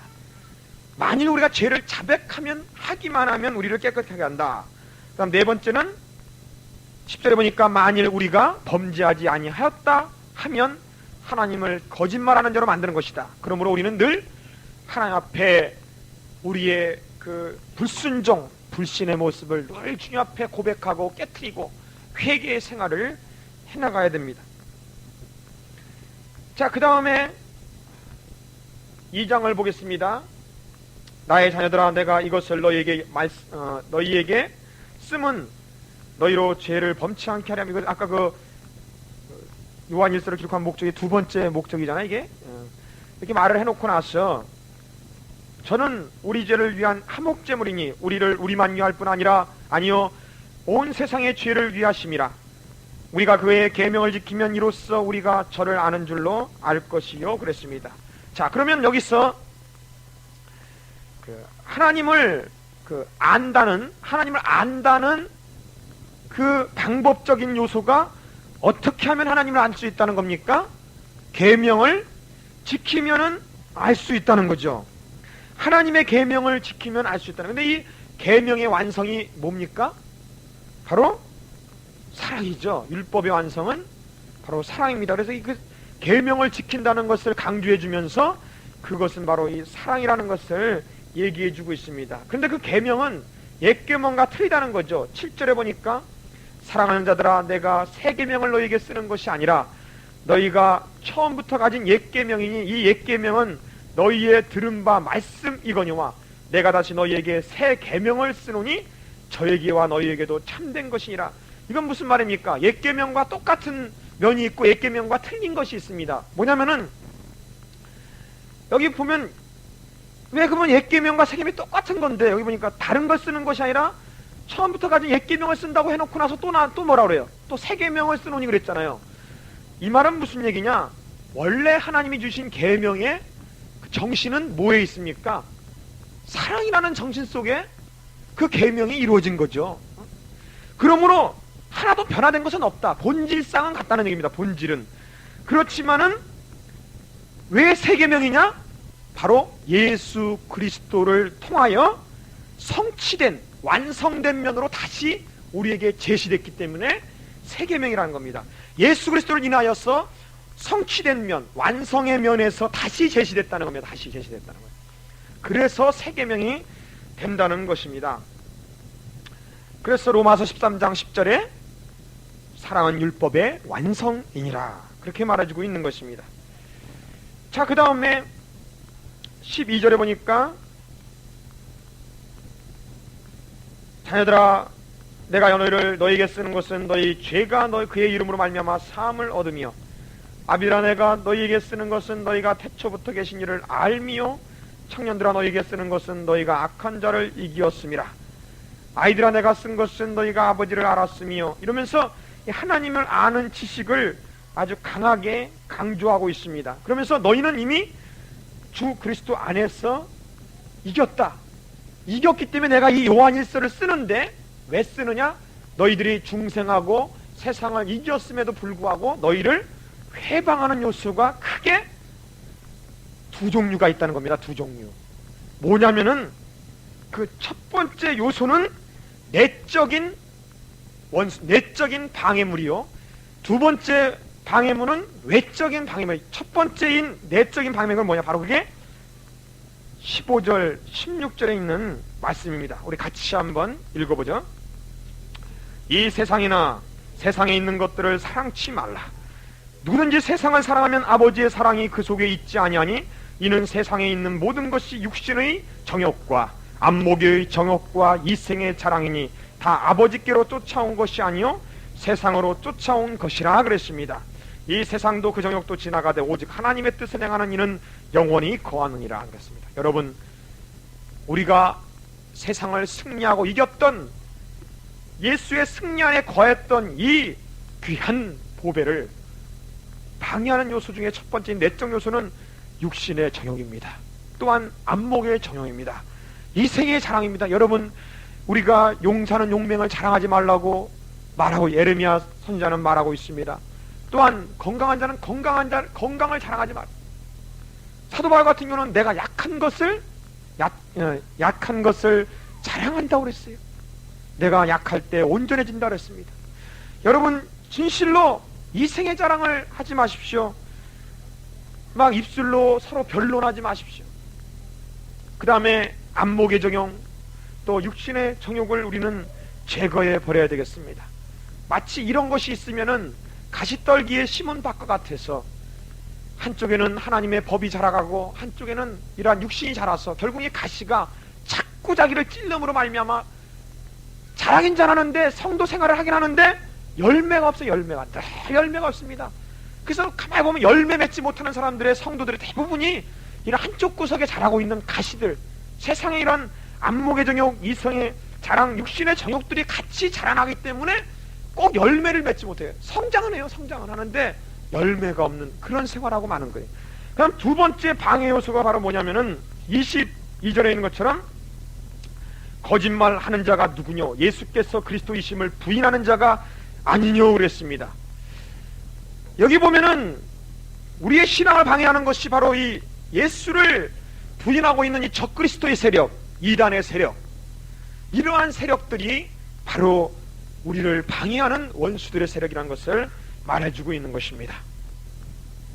그러나 우리는 이 예수 그리스도는 처음부터 너희가 들은 바요 또한 체험한 바기 때문에 너희가 이 예수 안에 거하라. 그것이 왜냐?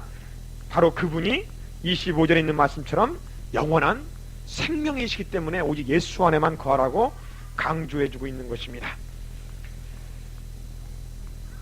27절에 말하기를 너희는 주께 받은 바 기름 부음이 너희 안에 거하나니 아무도 너희를 가르칠 필요가 없고 오직 그의 기름 부음인 모든 것을 너희에게 가르치는 기름 부음이 뭡니까? 성령 안에서 우리를 늘 가르치신 것을 알 수 있습니다. 또한 참되고 거짓이 없으니 너희를 가르치신 그대로 주 안에서 거하라. 자녀들아 이제 그 안에 거하라. 이제 주께서 나타나신 바 되면 그의 강림하실 때 예수님의 재림의 때에 우리로 담대함을 얻어 그 앞에 부끄럽지 않게 하기 위해서 그랬습니다.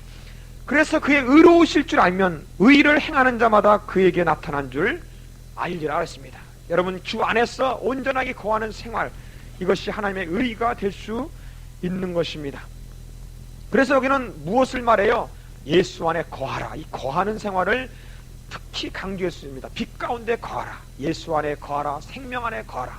그래서 요한복음 15장에는 뭐라고 합니까? 나는 포도나무에 너희는 가지니 네가 내 안에 내가 내 말이 너희 안에 거하면, 네가 내 안에 있고 내 말이 너희 안에 거하면 무엇이든지 구하라. 그럼 내가 이루리라 그랬습니다. 그러므로 이 거하는 생활이 참 중요합니다. 이 가지가 이제 통통하게 살쪘다고 이제 포도나무 필요 없지 하면서 떨어져 가지고 있으면 어떻게 돼요? 말라 비틀어 불쏘시간밖에 되지 않는 거예요. 그래서 거하라는 말을 강조해주고 있습니다. 그 다음에 3장에 보겠습니다. 이제는 3장에 더욱더 그거를 구체화시킵니다. 우리가 어떻게 하나님 앞에 거해야 되며 이러한 적그리스도 세력이라든가 계명을 지키는 생활에서 강조를 해주는데, 보라 아버지께서 어떠한 사랑을 우리에게 보여주사 하나님의 자녀라 일컬었음을 얻게 하셨는고, 우리에게 다시 한번 하나님의 사랑을 깨닫게 하심으로 말미암아 우리의 신앙이 흔들리지 않도록 권고해 주는 것을 볼 수 있습니다. 3절에 보세요. 죄를 짓는 자마다 불법을 행하나니 죄는 불법임이라. 자, 로마서도 보면 믿지 아니하는 것이 죄라 그랬죠. 불신의 죄입니다. 여기는 뭡니까? 불법, 하나님의 법도를 행하지 않는 것이 바로 죄다 그랬습니다. 그래서 이 불법은 바로 죄입니다. 그런데 이 불법이 어떻게 해서 일어나느냐? 여기 보면은 그 안에 거하는 자마다 범죄하지 않으니 범죄하는 자마다 그를 보지도 못하여 꼴을 알지도 못하느니라. 자녀들아, 아무도 너희를 미혹하지 못하게 하라. 의를 행하는 자는 그의 의로우신과 같이 의롭고 죄를 짓는 자는 누구에게 속했다고요? 마귀에게 속했나니 마귀는 처음부터 범죄함이라 했습니다. 여러분, 법을 어기는 것은 죄요. 그 죄를 조종하는 자는 바로 이 마귀입니다. 그러므로 이 마귀적인 이런 죄 요소를 우리부터 제해 나가야 되겠어요. 그래서 반대로 구절에 보면 하나님께로 난 자마다 죄를 짓지 아니하는 이는 무엇이 그 속에 거한다고요? 하나님의 씨, 즉 말씀이 우리 안에 거하기 때문에 절대로 이 말씀은 거룩게 하는 능력이 있어서 그 말씀을 통하여 우리가 점점 거룩하게 되는 것이요, 죄가 오면 내 양심이 부딪혀서 그 죄를 물리칠 수가 있는 것입니다. 자, 그렇다면은 우리가 그 계명을 지킨다는 그 모습이 무엇으로 나타납니까? 10절에 보면은 10절 뒷부분에 보니까 무릇 의를 행치 아니하는 자나 또는 그 형제를 사랑하지 않는 자는 하나님께 속하지 아니했다. 자, 그러므로 우리가 이 마귀에게 속하는 그런 모습은 의를 행하지 않고 형제를 사랑하지 않는 것이라는 것을 우리가 볼 수 있어요. 그러므로 하나님께 난 자는 어떻게 됩니까? 하나님께 속한 자는 바로 의를 행하고 사랑의 생활을 하는 것이 바로 우리에게 주는 그런 메시지입니다. 11절에도 우리가 서로 사랑할지니 이는 너희가 처음부터 들은 소식이라 그랬습니다. 그래서 가인이라는 사람의 예를 들어서 말해주고 있어요. 세상에는 이런 시기와 질투하는 그런 세력들이 많다는 겁니다. 외적인 그런 세력들이 많다. 그 다음에 13절에 보세요. 형제들아, 세상이 너희를 미워하거든 이상히 여기지 말라. 이런 외적인 핍박이 있다는 겁니다. 우리가 형제를 사랑함으로 사망에서 옮겨 생명으로 들어간 줄 알거니와 사랑치 아니하는 자는 사망에 거하느니라. 그 형제를 미워하는 자마다 살인하는 자니 살인하는 자마다 영생이 그 속에 거하지 아니한 것을 너희가 아는 바라 그랬습니다. 여러분, 어찌하든지 이 예수님의 그 산상수훈 그 계명이 있죠. 살인하지 말라 할 거냐, 나는 어떻게 하지 말라 그랬어요? 남에게 미련한 자라고 한다든가, 막 인격을 완전히 무시해버린다든가, 또는 막 나가라고 막 욕을 한다든가, 또 막 심판한다든가, 정죄한다든가, 이런 것들은 다 결국 살인에 속한다는 거죠. 그러므로 절대로 미워하지 말라고 얘기해 주고 있습니다. 원수까지도 사랑하라고 그랬습니다. 그 사람 미워하는 것까지는 좋다 할지라도 미워하게 되면 결국 누구 신앙을 망쳐요? 결국은 자기 신앙 망치는 거예요. 자기. 그러므로 우리는 사랑을 절대적으로 자기를 위해서라도 자기 사랑하는 생활을 해야 되겠습니다. 그리고 이 사랑이라는 것이 말로만의 사랑이 아니요, 17절에 보니까 누가 이 세상 재물을 가지고 형제의 궁핍함을 보고 도와줄 마음을 막으면 하나님의 사랑이 어찌 그 속에 거할까 보냐. 그러니까는 우리가 말과 혀로만 사랑하지 말고 어떻게 사랑하라고요? 오직 행함과 진실함으로 하자 그랬습니다. 사랑의 실천설명을 강하게 강조해주고 있습니다. 이런 사랑의 생활의 실천설명을 강구하면서 하는 말이 우리 마음을 주 앞에서 굳세게 하려다 우리 마음이 혹 우리를 책망할 일이 있거든 하물며 우리 마음보다 크신 모든 것을 아시는 하나님이니까 보냐. 이것은 뭡니까? 우리가 사랑의 생활을 하지 않고 불법적인 죄를 범하는 생활을 하고 계명을 어기는 생활을 하게 되면 먼저 무엇이 우리를 해요? 마음, 즉 양심이 우리를 찌릅니다. 예수님을 믿으면 믿을수록 우리가 죄의식을 더 강하게 느끼는 이유는 우리 양심이 점점 예민해져서 그래. 예민해졌어. 이 양심이 살아나가지고 조그만 죄만 져도 그냥 견딜 수가 없구만. 그래서 그것을 회개하지 않고서는 가슴에 꽉 막힌 이 답답한 것을 도저히 풀 수가 없어요. 회개치 않고는 풀지 못합니다. 그만큼 양심이 살아났기 때문에 그렇습니다. 그런데 하물며 우리 하나님, 우리 성령께서 우리 속에서 반응을 하실 때 얼마나 더 우리를 책망하시고 우리가 회개하도록 징계하시고 권고하시겠느냐 이거예요. 사랑하는 자들아, 만일 우리 마음이 우리를 책망할 것이 없으면 하나님 앞에 담대함을 얻겠다 그랬습니다. 그러므로 어떤 시인은 하늘으로 부끄러움이 없는 삶을 살겠다고 고백하는 시를 쓰지 않았습니까? 진실로 우리가 내 양심 앞에 정말 부끄러움 없는 삶을 살았다면 이것은 진실로 하나님께 영광 돌리는 것을 알 수가 있습니다. 참 이 생활이 중요한 것 같아요. 내 양심 앞에 사는 생활. 무엇이든지 구하는 바를 그에게 받나니 이는 우리가 그의 계명을 지키고 그 앞에서 기뻐하시는 것을 행함이라 그랬습니다. 그의 계명은 이것이니 곧 그 아들 예수 그리스도의 이름을 믿고 그가 우리에게 주신 계명대로 서로 사랑할 것이니라 그랬습니다. 예수를 믿고 계명대로 사랑하는 것입니다. 그럴 때 그의 계명들을 지키는 자는 주 안에 거하게 됩니다. 거하게 되고 거할 때 누가 또 우리에게 주십니까? 우리에게 주신 성령으로 말미암아 그가 우리 안에 거하시는 줄을 우리가 알게 됩니다. 깨닫게 됩니다. 이러한 상호관계가 있어요. 예수를 믿게 되면 믿은 자는 마땅히 하나님 자녀로서 계명을 행해야 되고, 계명을 행하게 되면 우리가 예수 안에 들어있는 것을 알게 되고, 예수 안에 들어있는 걸 알게 되는 것을 우리 성령이 확증시켜주기 때문에 늘 하나님 앞에 늘 담대하게 살아갈 수 있고, 세상에게 말하기를 내가 세상을 이겼노라는 예수님의 말씀을 가지고 담대하게 살 수가 있는 것입니다. 자, 그 다음에 4장에 보면은 적 그리스도에 대해서 경계를 해주고 있습니다. 자, 그럼 무엇이 적 그리스도냐? 2절에 보세요. 곧 예수 그리스도께서 육체로 오신 것을 부인하는 자는 그러니까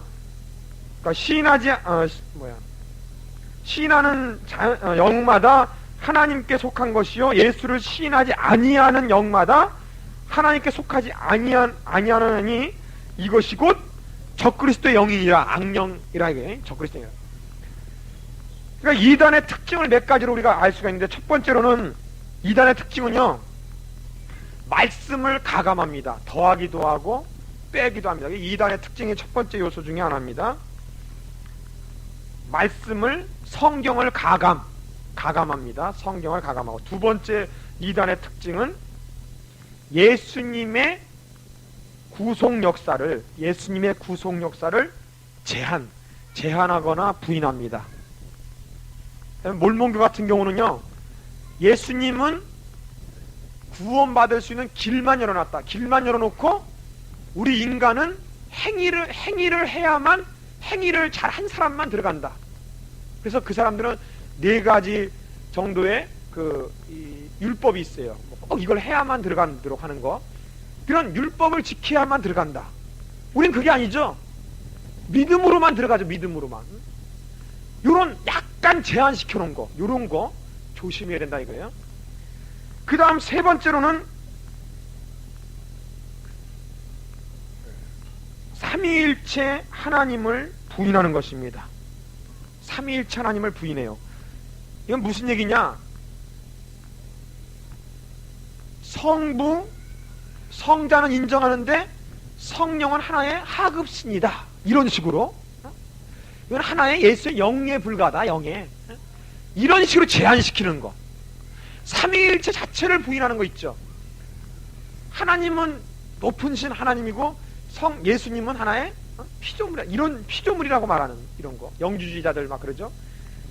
예수님을 첫 번째 피조물이라고 영주주의자들은 얘기해요. 그 AD 한 2세기경에 나타났던 아주 이단 중에 이단인데, 이런 그 삼위일체 하나님을 부인하는 것, 이것을 여러분 조심해야 됩니다. 그 다음에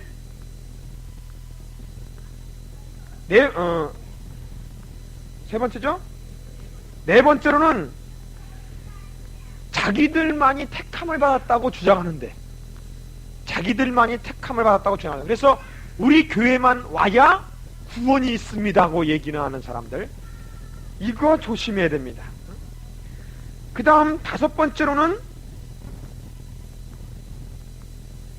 성경의 영감과 계시를 계속 주장하는 사람,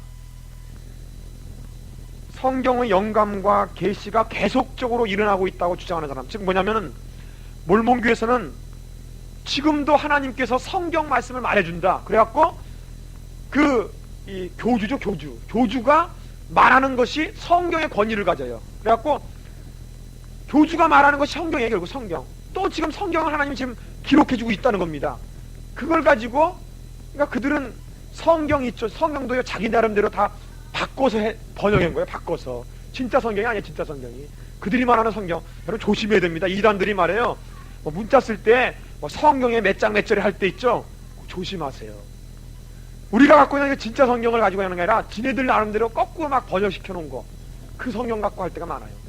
그리고 또 몰몬경이라는 또 다른 몰몬경이 있죠. 그 다음에 또 교주가 날마다 하나님부터 계시 받았다 해갖고 계시 쓴 거, 이거 갖고 지낸다고요. 이런, 그게 문제예요. 몰몬교가 왜 문제가 되냐면은, 그들은요 어떻게 얘기하냐면은 처음에 그런 어떤 선한 행위를 강조합니다. 선한 행위. 그러니까 우리 인간 쪽에서 보면 이 선한 행위라는 것이 좋은 거 아닙니까? 그렇지 않아요? 그리고 우리가 볼 때, 너 봐라, 너 정말 구원받았냐? 구원받은 증거를 내려라, 증거를 내려라는 거예요. 또 얼마나 선한 행위 베풀었냐 이게. 그럼 할 말이 없어요. 이 몰몬교의 특징이 뭐냐면은 무상으로 1년 2년씩 막 세계 다니면서 막 복음을 전하고, 자기 딴에는 그런 이제 전도하고 막 그러죠. 자기 딴에는. 그러니까 이런 모습들을 막 어떤 선한 행위를 좀 그런 면으로 바꿔가지고 강조를 합니다. 그러니까 그런 것이 정말 그런 것 같거든요. 계명을 지켜야 하나님의 아들이라고 그러고 그러니까. 거기서 혹하여 들어가기 시작하는데, 처음 출발할 때가 그렇다는 거예요. 처음 출발할 때. 그런데 일단 한번 거기 들어가기 시작하면은, 아까 말했듯이 성경에 가감된 말씀 속에 자기가 휘말려 들어가기 때문에 깨닫지를 못하는 거예요. 아무리 설명을 해도. 그래서 우리는 첫 번째 이 발을 들여놓지 않도록 조심을 해야 됩니다. 제가 몰몬교에 막 빠져갖고 거기에 전도돼가지고 나가려고 하는 사람을 만나서 참 한 10분 정도의 대화 속에서 대화 나누고 기도해주고 해서 겨우 건져가지고 돌아보냈는데, 참 그런 이단들의 세력들이 많이 유혹을 하고 있어요. 여러분 절대로 외형적인 것으로 판단해서는 안 됩니다. 오직 믿음으로만, 지금 말하는 지금 이단의 특징적인 요소와 조금 부딪히는 요소들, 이거 절대적으로 타협하면 안 됩니다.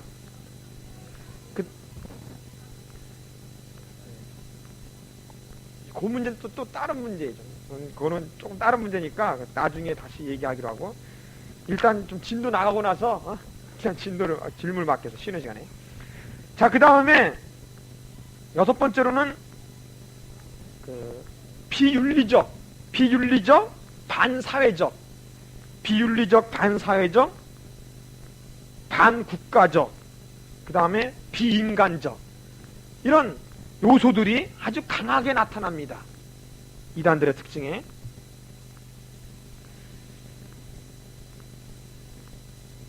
비윤리적, 반사회적, 또 반국가적, 비인간적. 여호와 증인 같은 경우는 어떻게 해요? 군대도 안 간다 그러죠?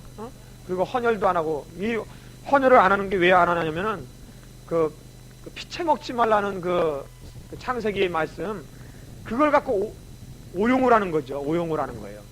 그게 지금 짐승의 피채 먹지 말라는 얘기고 생명에 대한 경외심을 얘기하는 거지, 지금 생명의 경외심을 얘기하는 원래 목적이 하나님 말씀하는 게 생명의 경외심에 대한 얘기인데, 사람을 자기 헌혈하는 것은 그 사람을 살리는 목적 아니면 살리는 목적. 근데 이것을 피를 안 해도 죽으라. 참 한심해. 자, 그 다음 봅시다. 자, 넘겨보시면은 6절에 보니까 진리의 영과 유혹의 영을 이로써 하느니라. 어떻게 알 수 있냐면 바로 6절에 있는 것처럼 우리는 하나님께 속하였으니 하나님을 아는 자는 우리의 말을 듣고 하나님께 속하지 아니한 자는 우리 말을 듣지 아니하나니 그랬습니다. 즉 성경 말씀을 자꾸 그냥 안 들어요. 안 들어. 주의 말씀을 자꾸 따지고 그래서 이런 걸 통하여 진리의 영과 미혹의 영을 분별한다. 그래서 이 분별할 수 있는 가장 큰 근본이 되는 게 뭡니까? 이 성경 66권이에요. 뭐나 계시받았어 하면서 막 그 뭐 신비주의적으로 막 읽어가지고 판단해서는 절대로 안 돼요.